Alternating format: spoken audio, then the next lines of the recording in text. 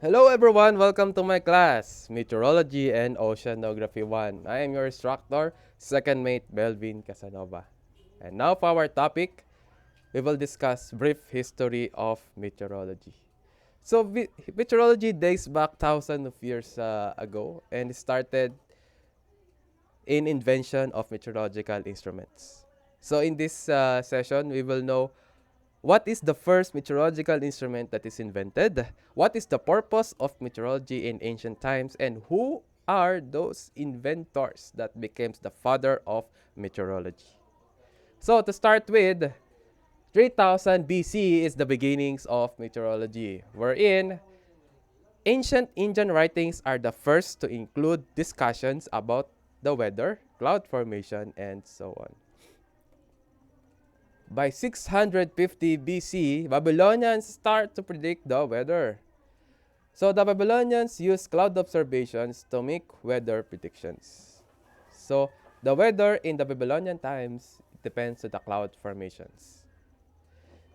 600 BC is the first public weather forecast by Greeks. So weather forecasts in Greece are formally issued to help people plan their seasonal cropping activities. The study of weather patterns becomes known as meteorology.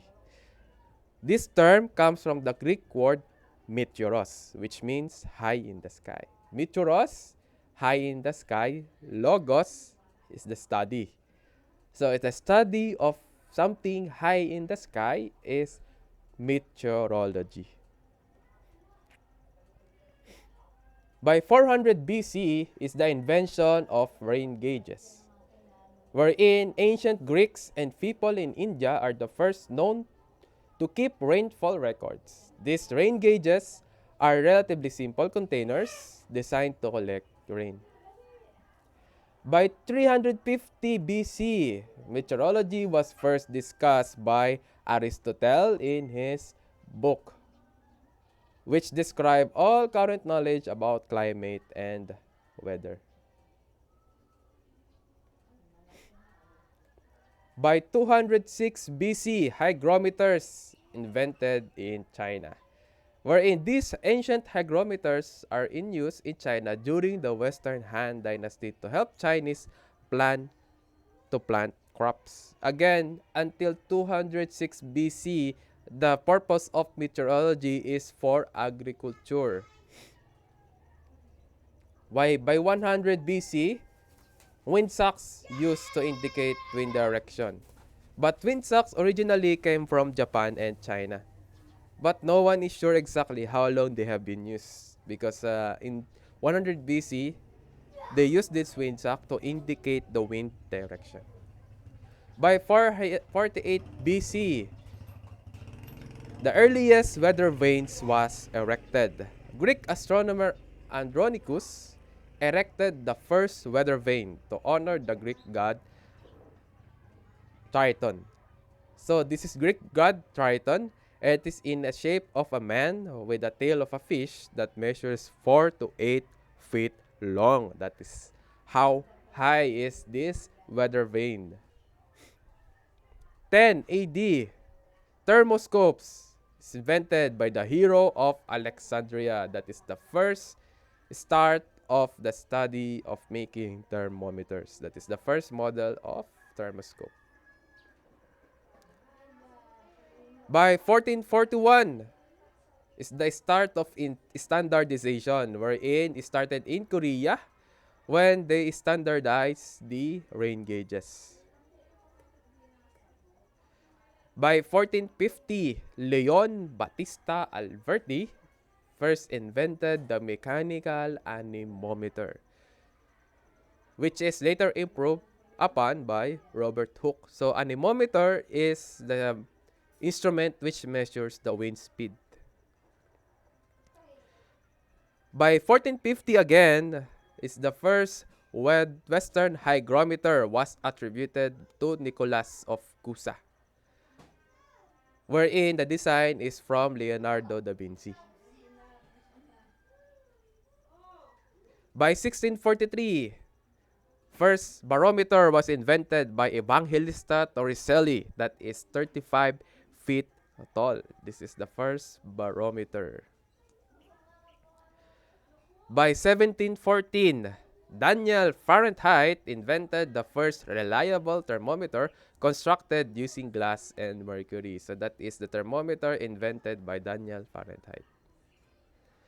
By 1783, a more reliable hygrometer is developed by Horace Benedict de Saussure. It uses human hair that curls or is strengthened due to different humidity in the air. So, they use human air to measure the humidity. By 1806, Francis Beaufort devised the Beaufort scale. By 1806, by Francis Beaufort. Beaufort scale. A system used for describing wind speeds based on the effects they have on the environment. By 1844, French scientist Lucien Vidi invented the Aneroid Barometer. So this barometer doesn't contain liquid as most previous designs have. Small changes in air pressure causes the mechanism within to expand or contract, and this movement is transferred to a needle on the front of the case. This design has been improved steadily over the years and is the basis of modern barometers. 1847, the first weather station was established. And what they use? A kite. So they use a kite, a stable kite is sent upon the air in England. So they use a kite in England to make observations at altitude using self-recording instrument. Imagine they use kites in meteorology.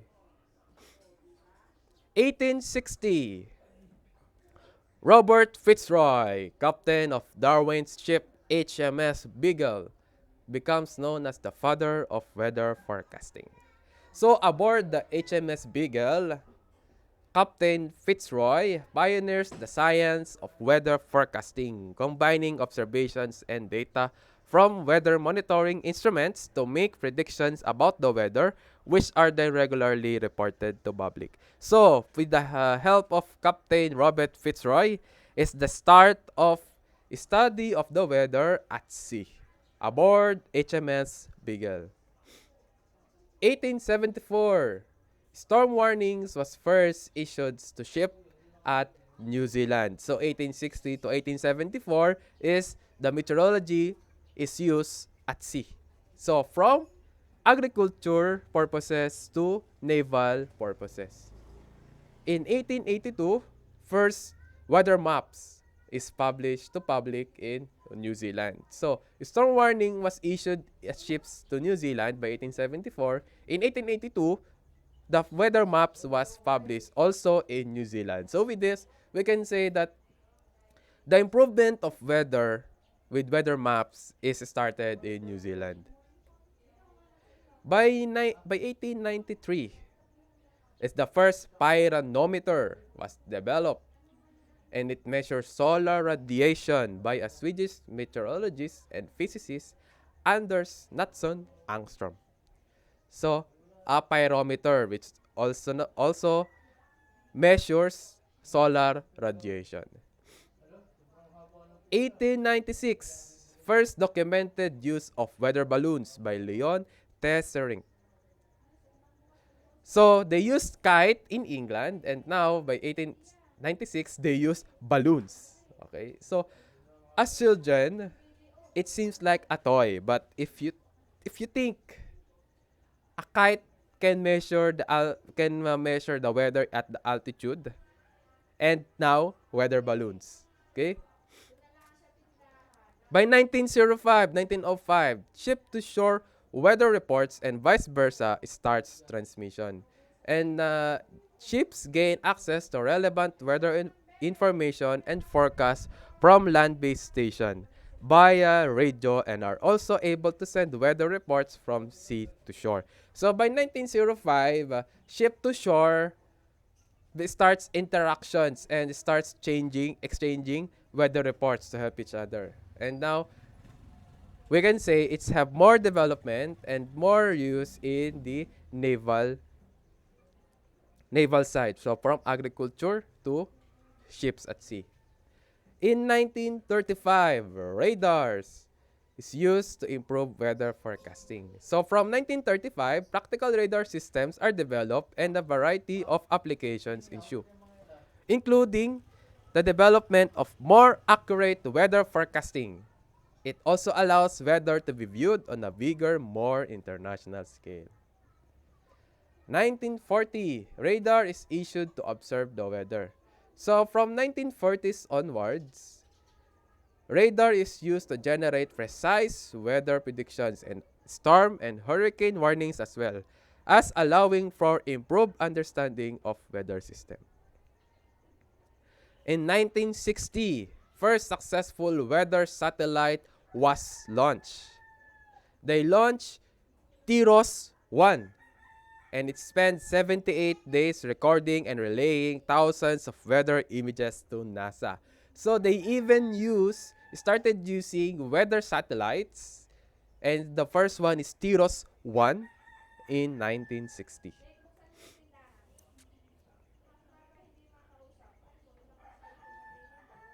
In 1969, storms are given alphabetical names and strengthened.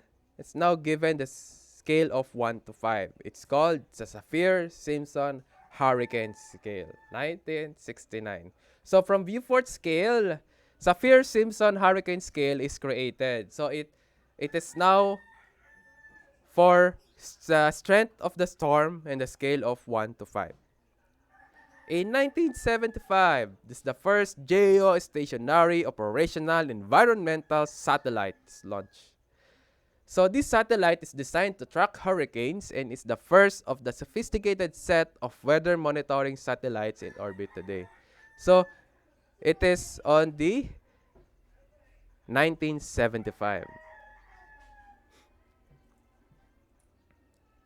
And 1996, so weather forecast was made available to the public by television. So this is the first forecast by television. As you can see, it continues developing the weather forecasting, and now it is broadcasted over the television. It started 1996.